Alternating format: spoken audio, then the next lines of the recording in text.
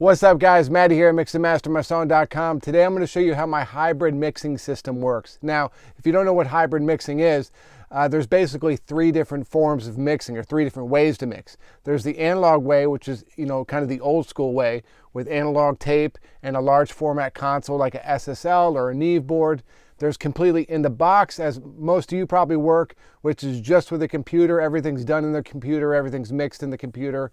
And then there's hybrid, which uses a bit of the digital, or in my case more so, most of the computer, and then some analog gear as well. To me, it's the best system for me. I like some of the features that analog gives you.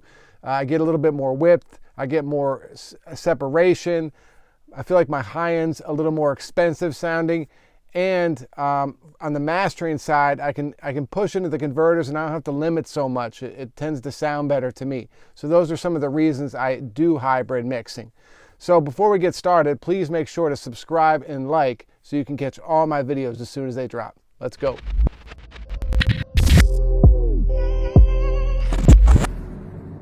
All right, guys, so I took some pictures of my setup because I thought it'd be easier than me trying to film, two different sections and so forth. So this is the left rack, which is my mixing rack. I call it my mix rack.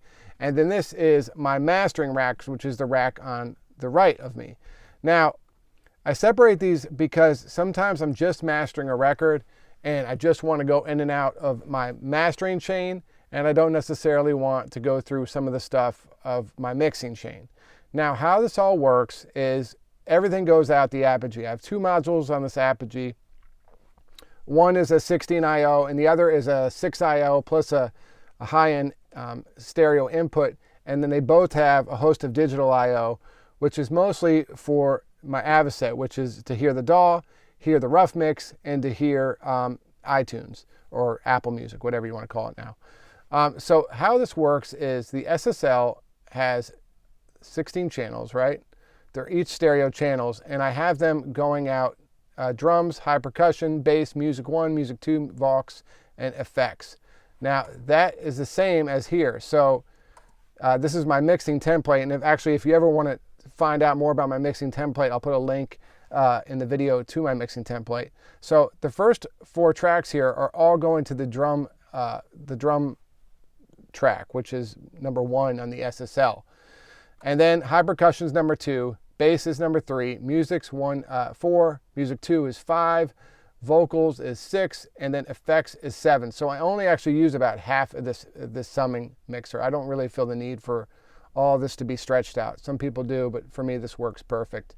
And then you'll notice here, some of these are going to B and some of these are going to A. So what is that? Well, the SSL Sigma has 2 mix buses basically.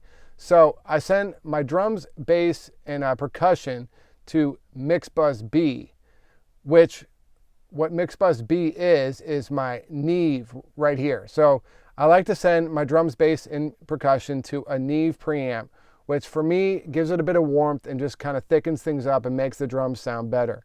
So all those go to B, right?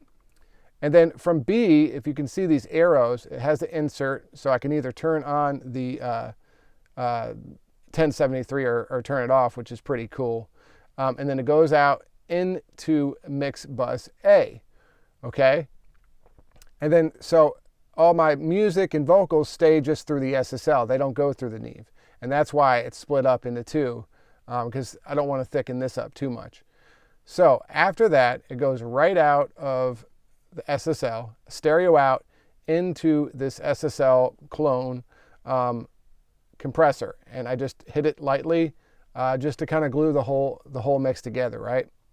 So after that, out of this SSL, it comes back in to Studio One.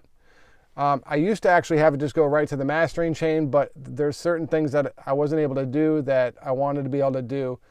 So now it comes back into the back into Studio One just as an aux track, so I can hear it. So everything's going out, and then after the compressor, back in. Now, the next step of how to get to the mastering side is over here on the main channel, right? And that's through Pipeline, which is, if you don't use Studio One, it's their I/O system, and it works really great. You can set them up and save them, and it offsets the samples so that your latency's correct. And so that goes out, stereo out of the Symphony, master out into the mastering chain, which I'll bring up the picture here so you can see. Okay, so that goes right into the first, it hits the back EQ, and then my Better Maker mastering EQ, this one here. And then lastly, where I get most of my level from is the mastering limiter, the Better Maker mastering limiter. And the final conversion actually goes through the Dangerous Convert 80 Plus, which is, I feel, a bit better converter than the Symphonies. And it has some extra features that I really like, and I really like the sound of this converter. And that comes back in through the pipeline, as you can see, the convert. So then I can go through, if I need to get a little bit louder, I can add a fab filter or something.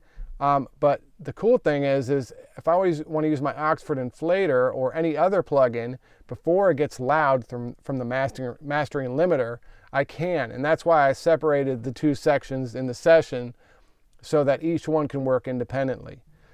And so that is basically how my hybrid mixing system works. And I know it's a bit complicated, and hopefully you guys could have followed along. But for me, it really brings a sound that I can't always get in the box. I feel like sometimes my in-the-box mixes feel a little tight, and this just, it's like a breath of fresh air to me. That's the best way I've been able to explain it. Like the mix breathes more. And a lot of my sound is from a lot of these different boxes that I've collected. And, you know, I've switched, you'll see, some of you guys notice I switch a lot of boxes in and out. And it's just me on my journey trying to find my sound. And the SSL was something that I got rid of, and then I got another one because I missed the sound, and that's become, you know, a good part of my sound. So I always tell people you can mix a record in the box. You don't need any of this stuff. I probably could mix a record in the box, and honestly, a lot of my clients probably wouldn't even be able to tell the difference between my in-the-box mix and my out-the-box mix. However, I find I can mix faster, and I enjoy it more when I go outside the box, and it just gives me a sound that I like, and maybe they would notice the difference, you know. But I always say it's all more about the tools you use is what makes you feel better about mixing and more confident in your mix. So if analog gear gives you just a little bit more confidence when you're mixing, then I think you should use it. That's more so than even the sound.